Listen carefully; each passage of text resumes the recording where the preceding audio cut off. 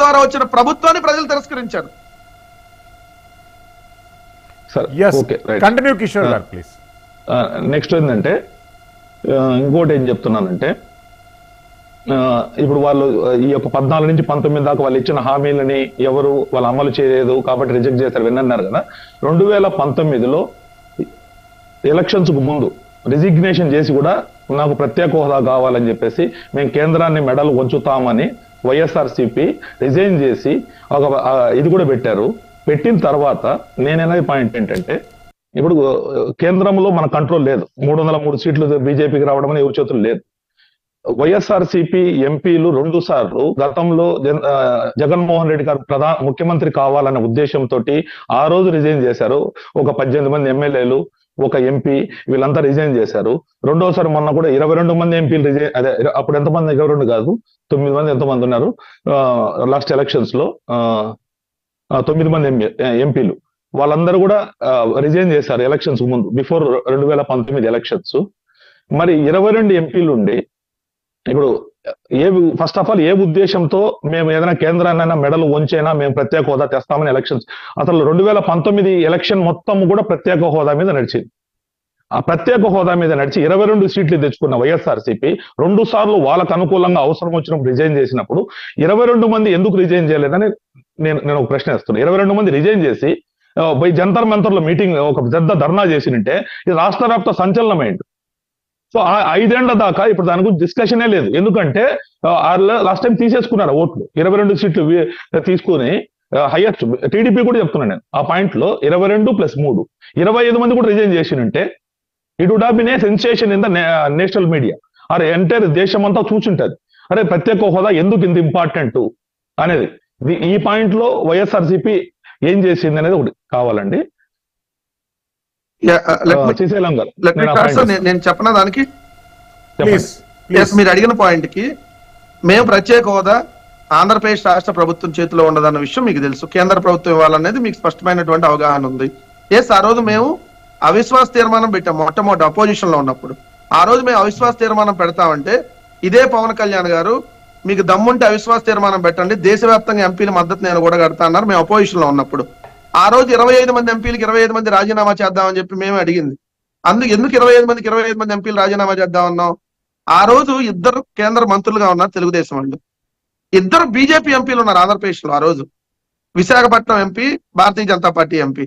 So ఇంకొక MP, 2 ఎంపీలు ఆ రోజు భారతీయ జనతా పార్టీ ఎంపీలు రాష్ట్రంలో ఉన్నారు. అంటే కేంద్ర ప్రభుత్వం మీద భారతీయ జనతా పార్టీ ఎంపీలు అవిశ్వాస తీర్మానం పెట్టి రాజీనామా చేస్తే దేశవ్యాప్త చర్చ. ఆ రోజు దేశవ్యాప్త చర్చ. అందుకని మేము అడిగాం ఆ రోజు రమ్మంటే చంద్రబాబు నాయుడు గారు అవిశ్వాస తీర్మానం కూడా పెట్టలా. మాకు అవిశ్వాస తీర్మానం మేము పెడితే మాకు మద్దతు కూడా ఇవ్వాలి. పవన్ కళ్యాణ్ గారు అయితే ఎక్కడున్నారో తెలియదు. దాని తర్వాత మా ఎంపీలు 14 నెలలు ఉండగా మా ఎంపీలు రాజీనామా చేశారు. 14 నెలలు ఇంకా పదవులు ఉండగానే.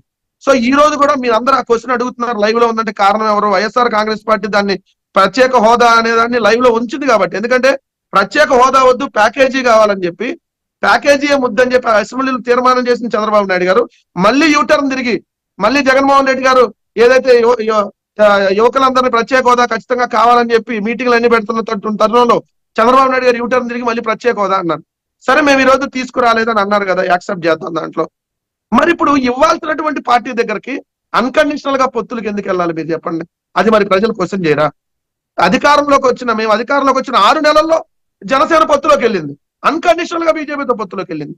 ఏమో సార్, నరేంద్ర మోడీ గారు దగ్గరికి వెళ్ళి అనేక సార్లు చివాట్లు తిన్నా అన్నాడు కదా పవన్ కళ్యాణ్ గారు. చంద్రబాబు నాయుడుతో పొత్తుల కోసం నేను సగం నేను ఆ పొత్తుల కోసం మధ్యవర్తిత్వం వచ్చి చివాట్లు తిన్నాను అని చెప్పినప్పుడు ప్రత్యేక హోదా గురించి ఎందుకు ఒక చివాటు తినలేదు?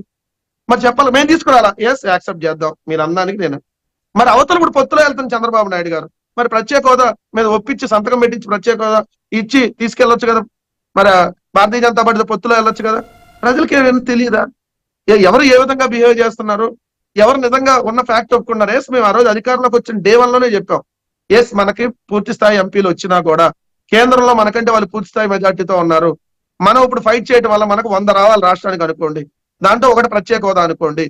దాంట్లో దానికోసమే మోడీ గారిని భార్యను తిట్టో లేదంటే అమిత్ షా గారి మీద రాళ్ళేసాం అనుకో, మిగిలిన 99 ఆగిపోతాయి కదా. దానికంటే కేంద్రంతో సఖ్యతగా ఉండటం వల్ల బల్క్ ట్రక్ పార్క్ 18 రాష్ట్రాలు ట్రై చేస్తే బల్క్ ట్రక్ పార్క్ ఆంధ్రప్రదేశ్ తెచ్చుకోగలిగింది. చంద్రబాబు నాయుడు వాళ్ళతో 4 ఏళ్ళు ఉన్న రెవెన్యూ లోటు తెచ్చుకోలేకపోతే 10,000 కోట్ల రూపాయలు రెవెన్యూ లోటు తెచ్చుకోగలిగాం. కేంద్రంతో సఖ్యతగా ఉండడం వల్ల 17 మెడికల్ కాలేజీలకి సంబంధించి ఈ రోజు 5 మెడికల్ కాలేజీలు ఒకేసారి శాంక్షన్ చేసుకొని ఈ అకాడమిక్ ఇయర్ అడ్మిషన్ చేసుకోగలిగాం. సో ఇలా కేంద్రంతో సఖ్యతగా ఉండడం వల్లే రాష్ట్రం ఎంతో కొంత ముందుకు వెళ్ళడానికి అవకాశం దొరికింది. లేదు మీరు అన్నట్టుగా ఫైట్ చేస్తా రోజు ఇదే అంశం పట్టుకొని 5 ఏళ్ల పాటు మేము మోడీ గారిని తిట్టో లేదంటే అమిత్ షా గారి మీద వాళ్ళు ఎత్త అయిపోయేది. ఇంకేముంటది, ఇంకేం రాష్ట్రానికి వచ్చే కూడా పోయి కదా.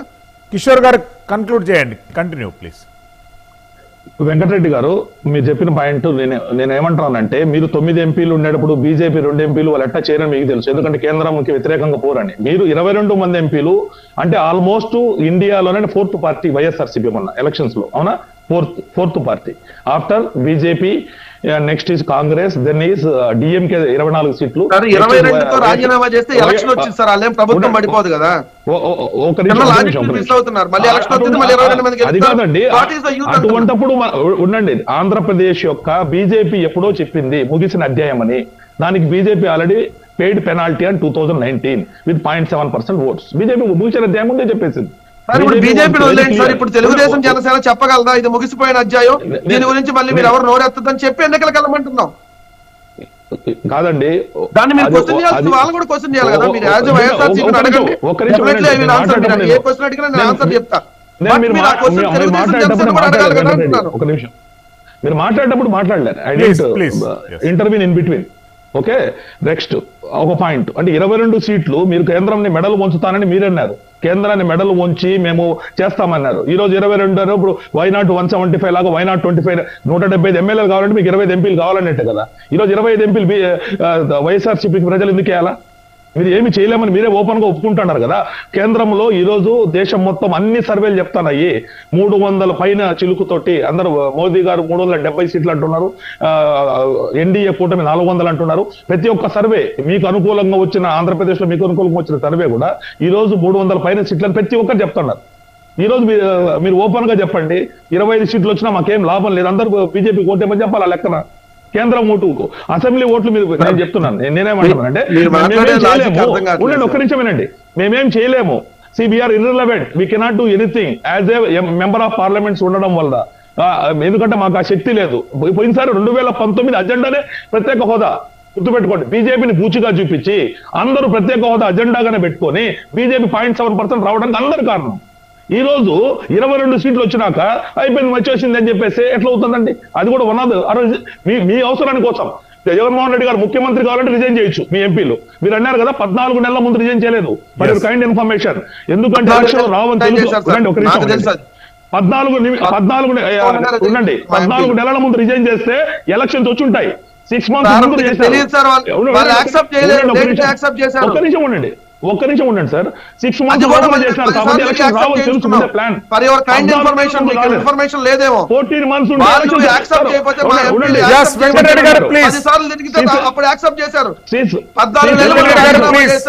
చేసిన వాళ్ళు నెలల తరబడి దాన్ని పెండింగ్ పెడుతుంటే 10 సార్లు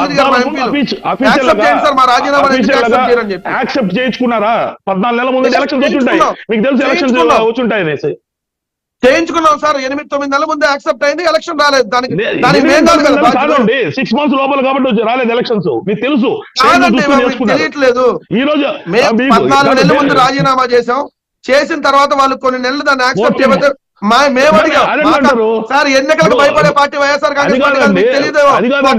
మీరు ఆ పార్టీ చూపించుకున్నారా చెప్పండి. ఇప్పుడు మీ రాజీనామా చేయించాం, 18 ఎలక్షన్లు ఫేస్ చేసాం, 18 చోట్ల ఉప ఎన్నికలు ఫేస్ చేసాం. మాకేం కొత్త కాదు ఎలక్షన్స్, మీరు తెలియకుండా మాట్లాడుతున్నారు. చిత్తశుద్ధితో చేయలే కదా. పక్క పార్టీలు చేశారు, జగన్మోహన్ రెడ్డి ముఖ్యమంత్రి గారంటే చేశారు. మీరు